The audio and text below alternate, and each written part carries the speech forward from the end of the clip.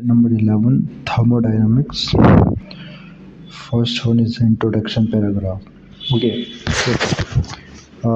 in this chapter, what we have to study is how heat is converted to work. By heat, we can do work, and the reverse is also true. That is, by work, we can produce heat.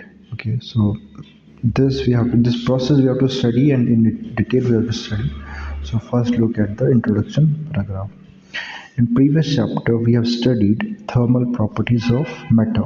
Okay, what we have done, we studied like the heat, the temperatures, okay, and the specific heat, all the things we studied in the previous chapter. In this chapter, we shall study laws that govern thermal energy. We shall study the processes where work is converted into heat and vice versa. So those like example is given in winter when we rub our palm together, we feel warmer. Here, work done in rubbing produces the heat. Okay, so when we rub our palm, we are doing work, and that work is being converted to heat. Okay.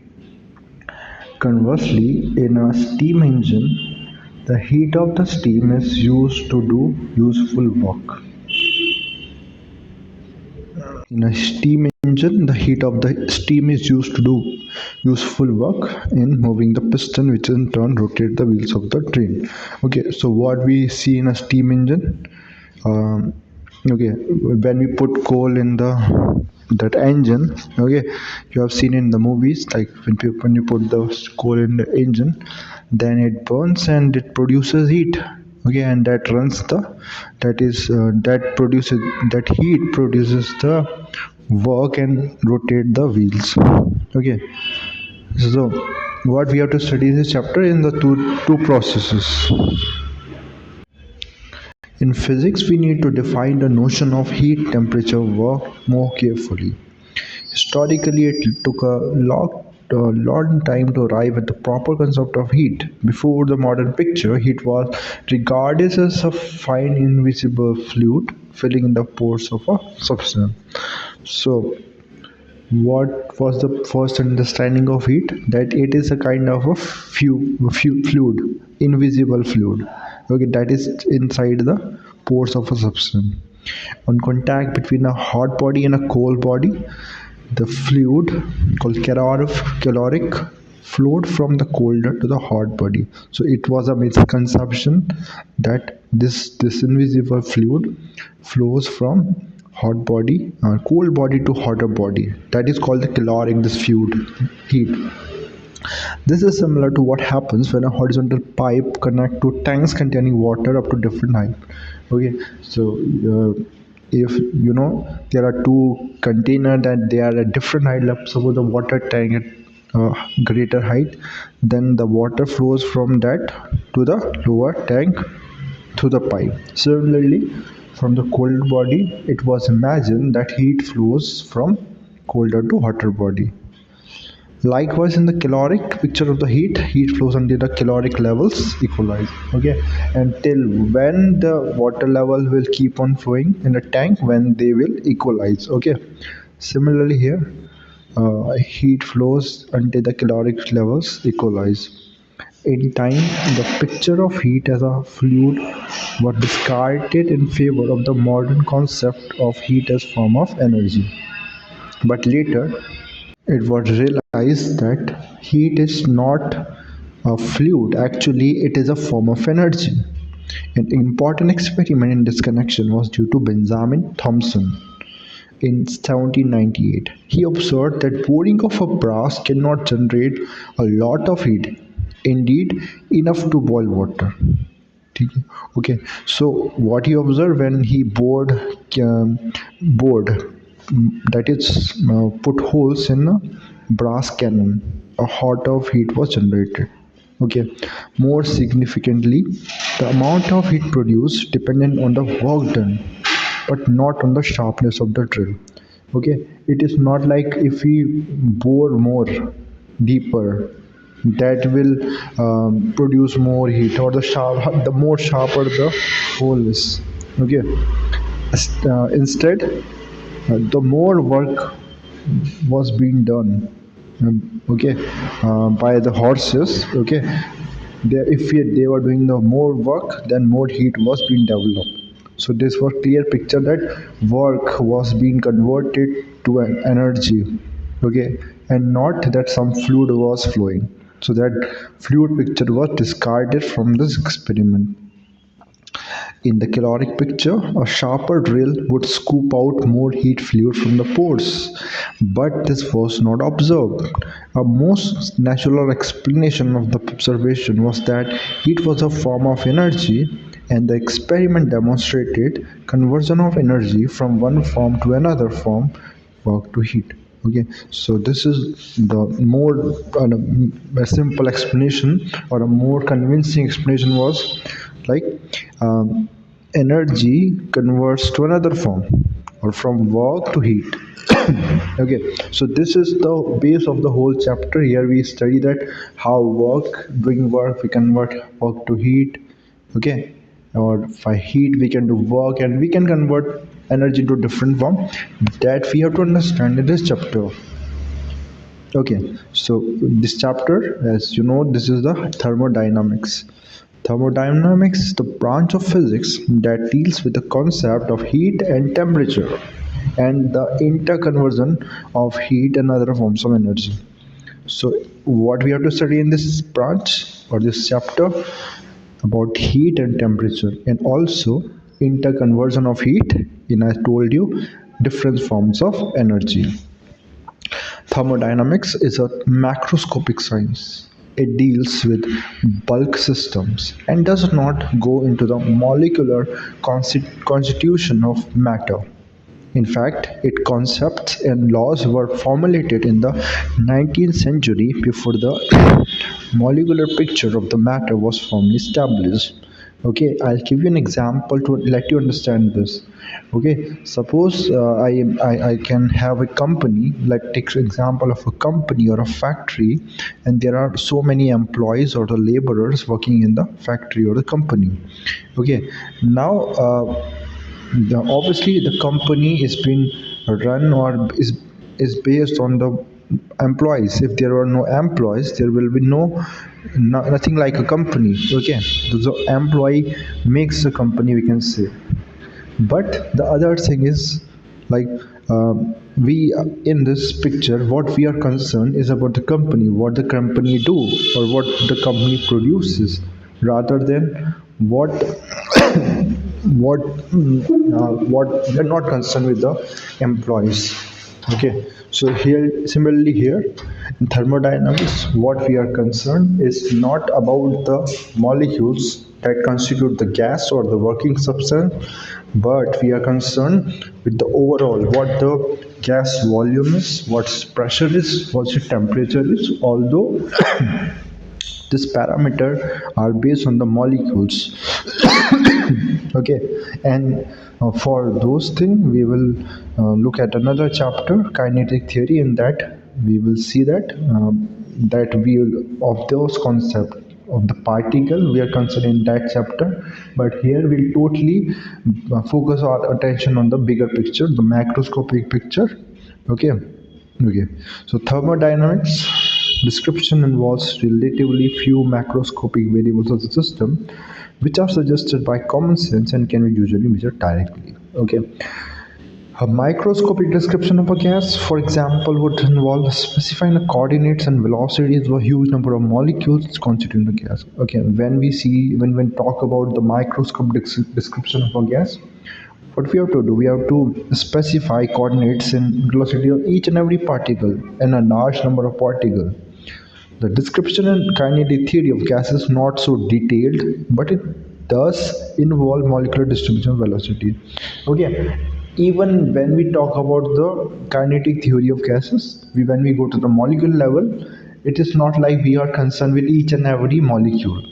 Okay, but still we will be discussing about the molecular distribution of our velocities. Okay, but here we are even not considered that. We will just see the common sense parameter or the macroscopic parameters. Okay, thermodynamic description of a gas, on the other hand, avoids the molecular description altogether. Instead, the state of a gas in thermodynamics is specified by macro variables, macroscopic variables such as pressure, volume, temperature, mass, and composition that are felt by our senses, perception, and are measurable. So, the important term here is the macroscopic variable. What are they? Very important: pressure, volume, temperature, mass, composition that we can feel. Okay, and here you can see there is no mention of the particles or the molecules of the gases. Okay, so and they are measurable obviously. The distinction between mechanics and thermodynamics worth bearing in mind. Okay, so now we are clear that there is a distinction between what's the distinction between the thermodynamics and the kinetic theory of gas is. Another very important distinction is between the mechanics and thermodynamics that we have to bear in mind. So let's see this what the difference this is. In mechanics, our interest is in the motion of particles or bodies under the action of forces and torques. Okay, so in what happens in mechanics, we see the motion of particles or bodies, like a body has been pushed or a car been pushed, and it moves. It has certain kinetic energy, and a particle rotates or a body rotates. Thermodynamics is not concerned with the motion of the system as a whole. Okay, but in thermodynamics we don't involve, or we are not interested in the what the is the body moving or not as a whole, but the parameters. It is concerned with the internal macroscopic state of the body. Okay, again, uh, what we are concerned, like, again coming back to the example of the company that I had given you, again we were not concerned about the yeah this the employees. Okay, but if I take like an example, now the company, okay, it been dealing with other companies. Okay, it deals with other companies as a link with different companies outside the we are not concerned about that. Even what we are concerned with, that there is a company, it has the major parameter is it is a pharma company. Okay, that parameters, that is we are not concerned with the what is the trade it does outside. We are not concerned with that, how many rank it has. We are only concerned with the parameter that we see. Okay, that is determined by like how much it earns. Okay, so it's not a very good example, but you got an idea. Like the it is concerned with the internal macroscopic state of the body, like the pressure, temperature, even the body moves. We are not concerned about that. Okay, another it's been clarified ahead. Like when a bullet is fired from a gun, what changes is the mechanical state of the bullet. Its kinetic energy in particular, not its temperature.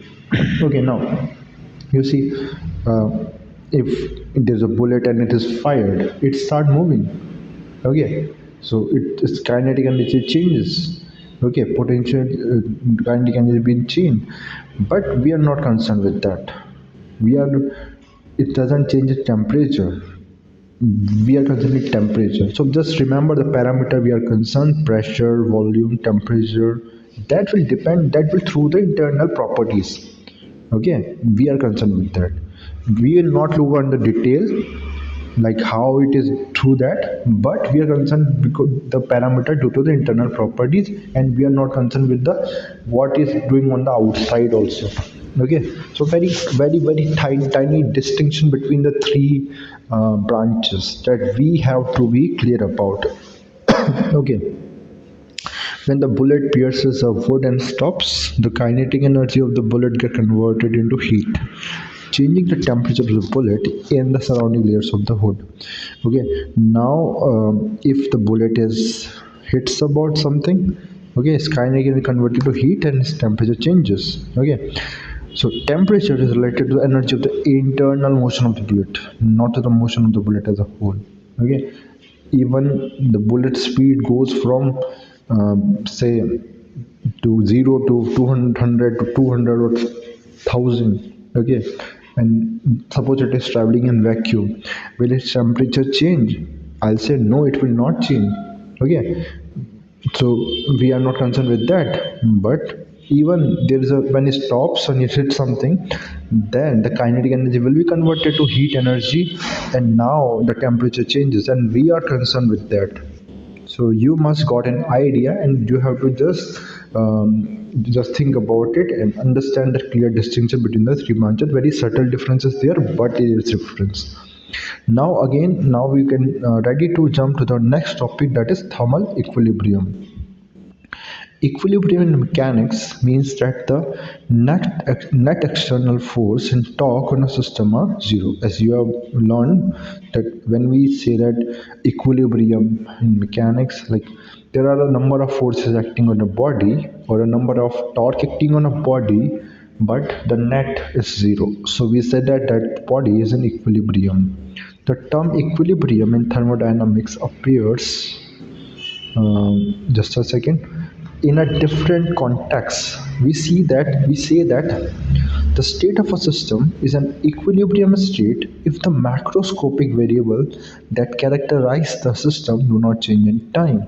Okay, so when we say that the body is in equilibrium in macroscopic state, okay, in thermodynamics, okay, basically when the macroscopic parameter will not change with time, like its pressure is not changing or its volume is not changing or its temperature is not changing, then we'll say that is in equilibrium. Okay. Like I told you, gave the example mechanic, the net force was zero, we are not concerned with that. Its parameters should not change, the macroscopic variables. For example, a gas inside a closed rigid container, completely insulated from its surroundings with fixed values of pressure, volume, temperature, mass, and composition that do not change with time, is in a state of thermodynamic equilibrium. Okay, so now we have taken a container and we just isolated it from the outside environment.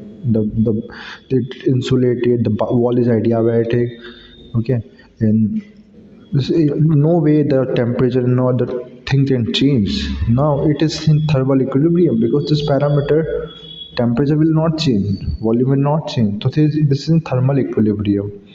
Okay, going forward, let's understand more detail. In general, whether or not a system is in state of equilibrium depends on the surroundings and the nature of the wall that separates the system from the surroundings. So, a major thing is here to consider is the wall. The wall plays a very important role here. If the wall is conducting, then the temp heat can flow. Okay, and two things are there again. It has said the wall, the separation. Okay, what kind of the separation it is, and what is outside. Okay, that will determine. Like example is coming in my mind, and I don't think that is a great example, but still it will help you understand this topic. Okay, so suppose a child is there. Okay, what will decide that he'll become a scholar or he'll learn? Two things will decide. Number one thing, what kind of environment, what kind of school he will go, and the second thing is कि that how much receptive he is to the surrounding or the learning he is getting from the environment. If he is not receptive, even though he may be put in a very good environment, he might not learn great things. And obviously it is receptive in the environment. If you don't put him in a good environment, he will not learn good things. Similarly, here both things matter, the surrounding and the wall. Okay, consider two gases A and B occupying two different containers. We know experimentally that pressure and volume of a given mass of a gas can be chosen to be its two independent parameter.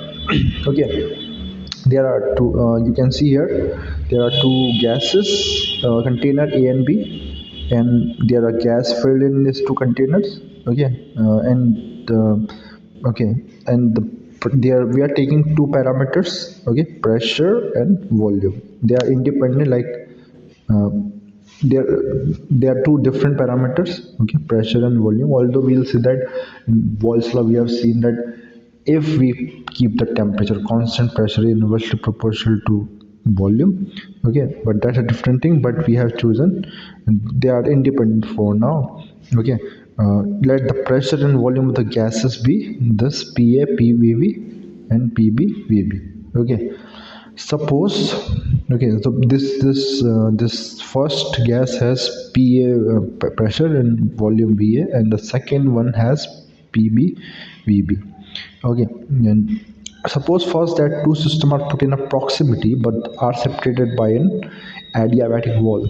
Okay, now you can see here, as I told you, again the important part is the wall. Okay, and what we have done, we have put a adiabatic wall in between them, and adiabatic is non-conducting, that does not conduct heat. So what do you think that will happen? Will the heat will flow from this to this? Obviously not. Heat will not flow from this to this in the first case. Okay. The system are insulated from the rest of the surrounding also by similar additivity. Okay, and again we have insulated the system from the surrounding too. So there is no chance that heat can flow between the outside. Okay. So the parameter will change. Will the pressure and volume change? So answer is no, it will not change. Okay. Next, suppose that the adiabatic wall is replaced by a diathermal wall. Okay. Now what we do, we'll just replace this the wall between these two gas container, and now we put a conducting wall. Diathermal wall. That is the conducting wall. So what do you think that will happen? Obviously, heat will flow from this, and as you know that uh, volume and pressure they depend on temperature. Okay, so now this parameter will change. Okay, so after certain time or after the action has been done, yeah, now again they will acquire a new equilibrium state. Okay, and now suppose the pressure and volume of these two gases are pb dash vb dash va dash va dash. So they will acquire new pressure and new volume. Okay, and there is no more energy flow from one to another. We then see that the system A is in thermal equilibrium with the system B. Now, so basically there is no exchange here. Even there is the wall that is conducting, there is no exchange, and hence we can say that it is a equilibrium state. Okay, what characterizes the situation of thermal equilibrium between two systems? You can guess the answer from your experience. In thermal equilibrium, the temperature of the system are equal. So what happens in a thermal equilibrium? In thermal equilibrium, the systems are the temperature of the systems are equal.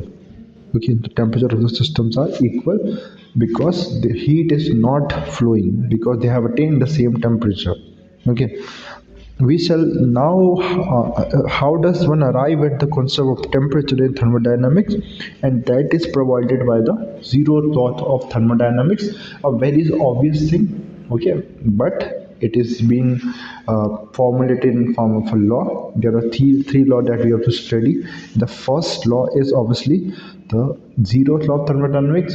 A bit of what I know from this is because the first law was discovered already given.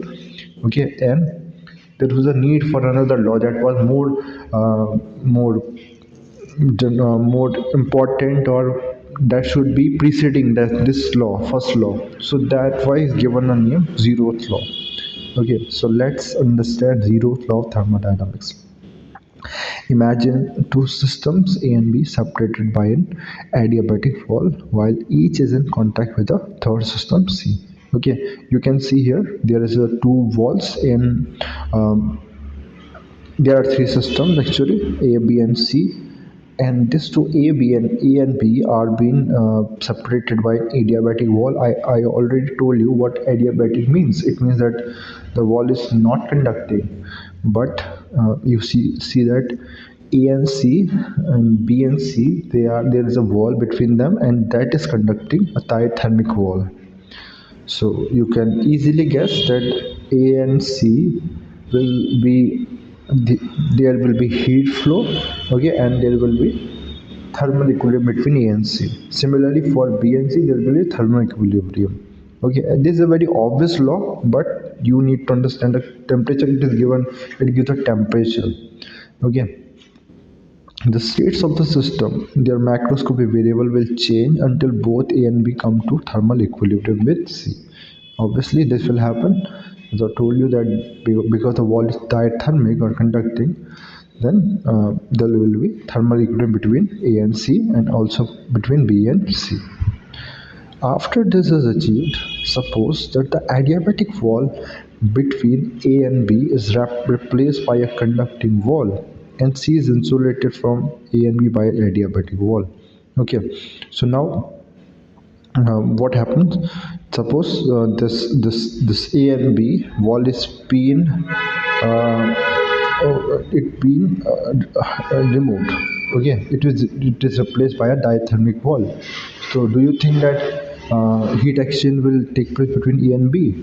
So no, there will be no heat exchange between A and B because A was in thermal equilibrium with C and B was in A C, so they will be automatically between thermal equilibrium A and B.